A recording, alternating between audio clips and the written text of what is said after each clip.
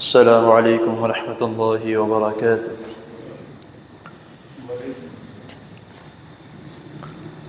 الحمد لله الذي هدانا لهذا وما كنا لنهتدي لولا أن هدانا الله. اللهم صل وسلم على نبينا محمد صلی اللہ علیہ وسلم. اما بعد. حضرات محترم، کل کی نشست میں شورات کے متعلق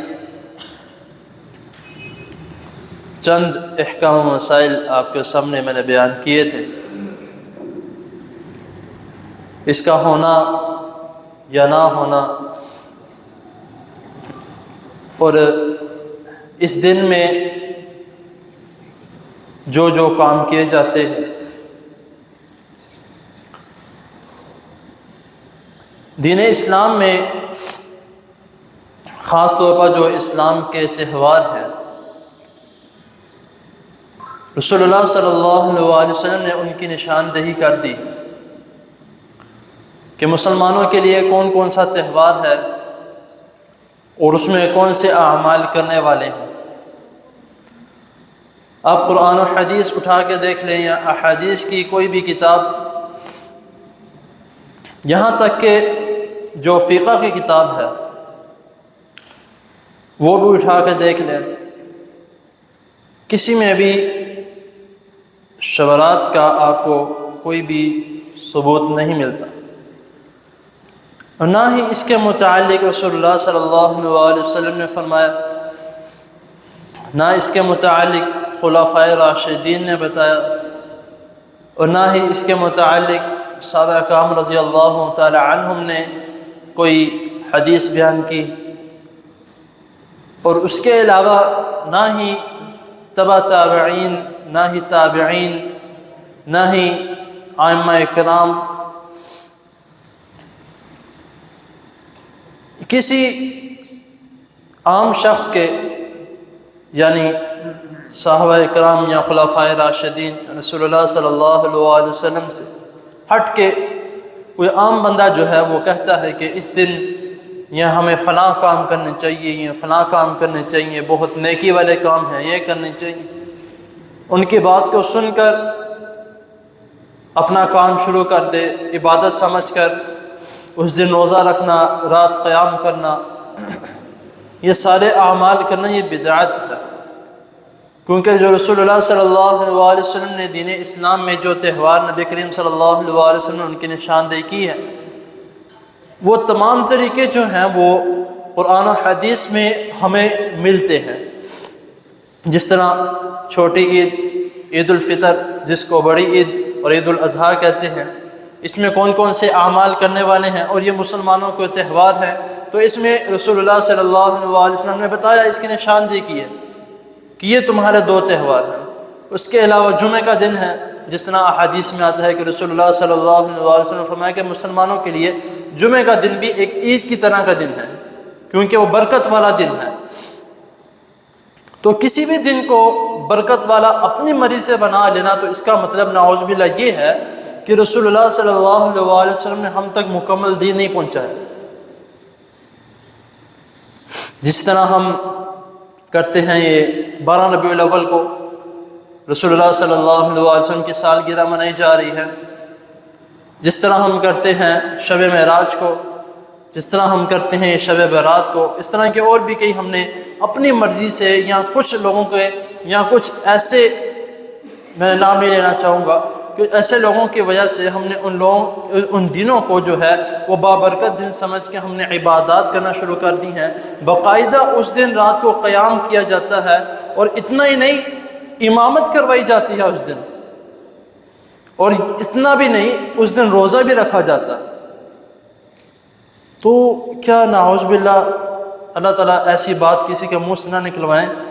کہ رسول اللہ صلی اللہ علیہ وسلم نے ہم تک مکمل دین نہیں پہنچایا.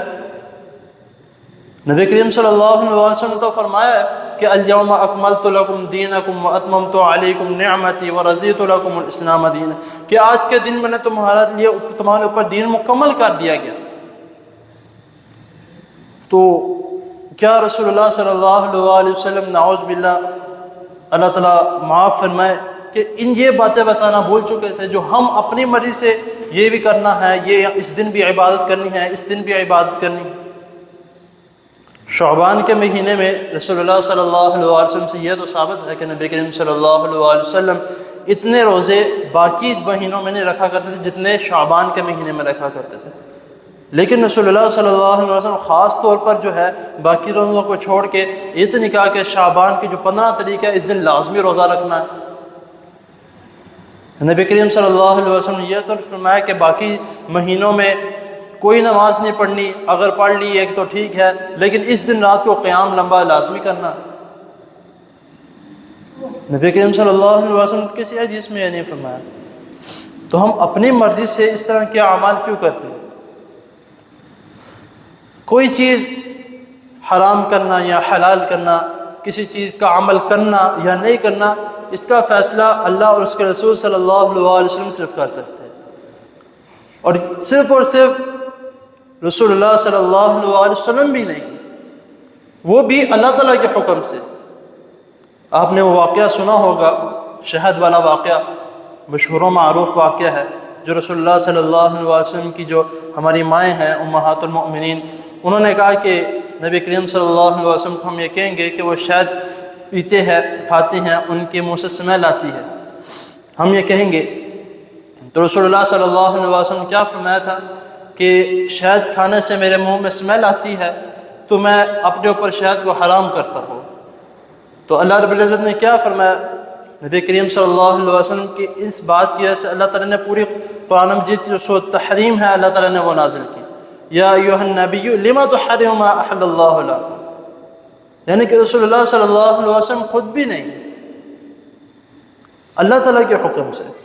تو ہم اپنی ہی مرضی سے، کوئی ہمیں کہہ دیتا ہے کہ یہ فلاں کام کرنے والا اس دن ایسا ہوا تو یہ نیکی کرنے والی کام ہے، تو ہم واہ واہ اس کے سبحان اللہ اس کے باتوں پر، اللہ اکبر اس کے باتوں پر، ہمیں یہ نہیں پتہ کہ وہ بات کرنے والا صحیح بات کر رہا ہے کہ نہیں کر رہا۔ ہم نعرے لگا رہے ہیں کہ نعرے تکبیر، کیا کمال کہ اس نے بات کہہ دی۔ پھر پہلے تحقیق کریں اس بات کی کہ واقعی یہ بات ہے کہ نہیں ہے، رسول اللہ صلی اللہ علیہ وسلم نے اس دن میں یہ کام کیا تھا کہ نہیں کیا تھا۔ اس لیے کوشش کریں کہ پہلے بھی کئی دروس میں یہ بات کہہ چکا ہوں کہ جتنا ہو سکے یہ فتنے کا دور ہے، جتنا ہو سکے فتنے کا دور ہے، اس میں بچنا چاہیے، اور صرف ان باتوں پر عمل کرے یا ان احادیث پر یا اس طرح کی نیکیاں کرے جو آپ نے پڑھی ہو اور وہ صحیح پڑھی ہو۔ اس طرح بھی نہ ہو کہ آپ نے کوئی حدیث آپ کے تک پہنچی ہے، آپ نے نیچے دیکھا ہے کہ اس کا یہ حوالہ لکھا ہے، یہ نمبر لکھا ہے، سرچ نہیں کیا، صرف دیکھا ہے تو آپ نے اس کے اوپر عمل کر دیا، ایسے بھی نہیں کرنا۔ اگر کسی نے آپ کو کوئی حدیث بھیجی ہے، اس کے نیچے حوالہ ہو، بے شک اوپر رسول اللہ صلی اللہ علیہ وسلم کا نام ہو، کسی عظیم الشان یعنی کہ عشرہ مبشرہ جو صحابہ ہیں جن کو اللہ تعالیٰ نے، رسول اللہ صلی اللہ علیہ وسلم نے دنیا میں ہی ان کو بشارت دے دی کہ ان کا نام بھی لکھا ہو، تب تک اس پر عمل نہ کریں جب تک اس کی صحیح حدیث آپ کو مل نہ جائے۔ اگر آپ کو مل جاتی ہے تو پھر وقت نہ لگائیں اس پر عمل کرنے میں۔